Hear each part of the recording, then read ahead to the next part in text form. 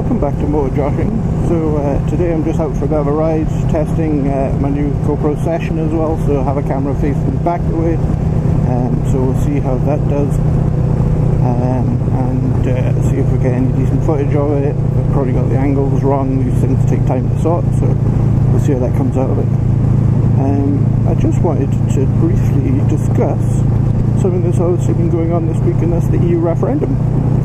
I know a lot of people probably shy away from talking politics, but because I'm in Scotland, we have a slightly different take on this week, and I certainly have my own different take on the whole thing as well. So it's certainly intriguing, and a lot of people are asking what's going to happen up here in Scotland, and I'd just like to discuss that a little bit. So, as you've probably already seen from the election results, everyone's shat the bed because Brexit is on like Donkey Kong, and you know, that's obviously posed lots of issues. You know, fundamentally in Northern Ireland and Scotland, we basically all voted to stay. So now, you know, everyone's seeing what's going on and trying to see exactly how this is going to pan out, and whether or not it means you know, Scotland can stay within the EU within some sort of, you know, deal similar to kind of like Denmark, where they, you know, Denmark's the only part of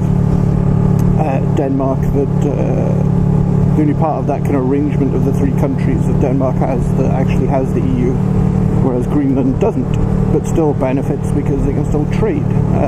So they can still trade out of Greenland via the EU, via Denmark, and still have all the benefits that go along with that, with little the drawbacks. So we'll have to see whether or not that can be negotiated. But of course, if that doesn't happen, when you have a country of people that you know, really have very different views, clearly from the, you know, voting of the last couple of things, and with the last independence referendum being, you know, it was a massive factor that the only way to keep the EU at the time, we were told that apparently was to actually vote together, and of course now that together isn't as together as it once was. So it's a very interesting proposition for, you know, those in Scotland as to how we want to do this and how we want to progress and move forward. So a lot of people get very confused with the whole you know, Scotland England thing, and as to why we would want to be independent and all the rest of it. And I think, you know, people seem to think Scotland is very similar to, you know, my home country of Wales, in that it basically gets its money from England, so we should basically shut up and get on with it. And that's not necessarily the case. In Wales, you know, they have very little industry, they don't really have their own economy, so to speak of. So yeah, they do take, you know, a lot of handouts from the government to keep their infrastructure in play and all the rest of it, whereas in Scotland, Scotland has actually given more in taxes than it's ever taken back from Westminster. So plus of course our oil reserves kept them afloat for a long time there, and we had very sweet fuck all to kind of give anything back for that. So it's also a bit of a controversial one that a lot of people kind of tend to forget. Aside from that, Scotland has its own economy, in the sense that if we were independent, we would have no real problems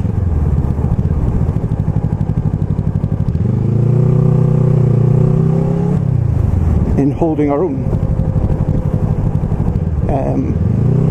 I think we would be one of the, I think we'd come somewhere about the 13th top richest countries instantly if we became independent.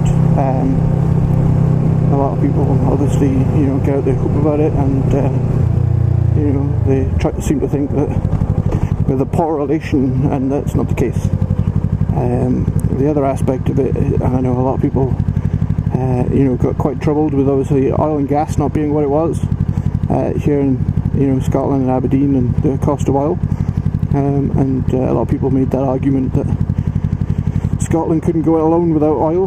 Well, oil actually makes up 8% of the GDP in Scotland, so it's only 8% of our revenue comes from oil, and what you'll be keen to know is we're actually leading Europe as a source of renewable energy creation and research, and that's why, you know, Aberdeen being a capital city for energy creation, and that includes renewable energies, so there's a huge marketplace for that going forward, and I'd say things are brighter than what you think.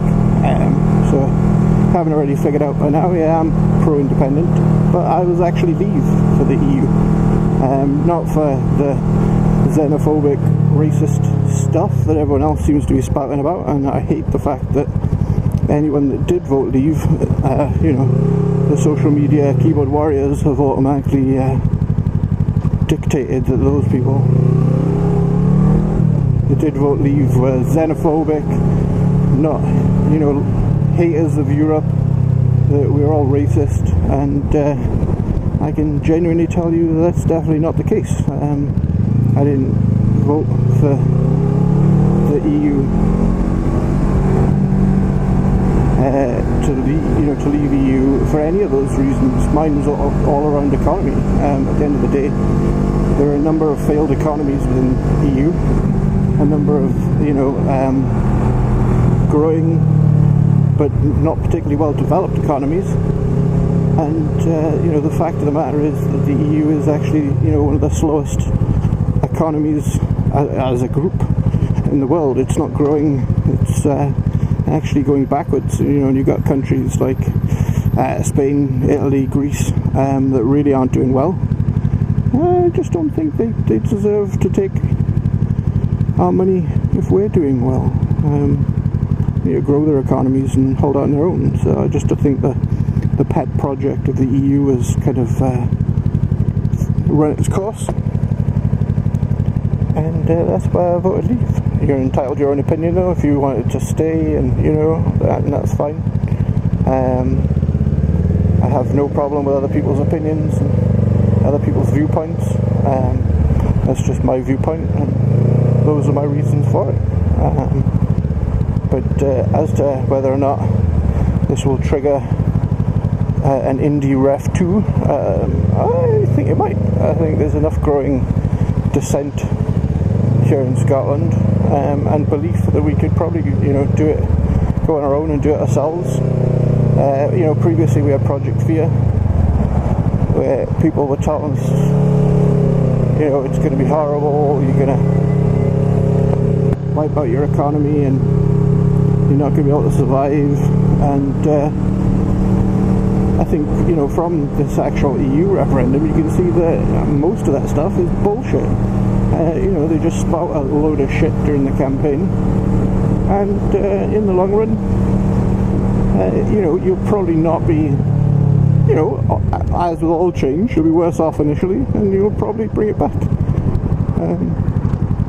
And I think that's the way this is, and I think that's the way it will be, and I think if Scotland got independence, that would be the same.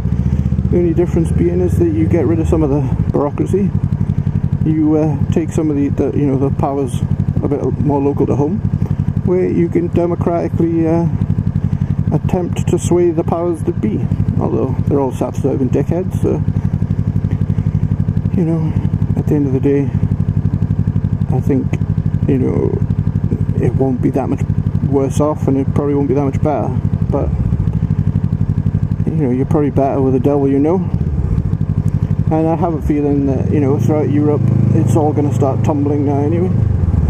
I think other countries are going to probably have a revolt, and the EU won't be the EU as it previously was anyway, which is what we were trying to do in the first place.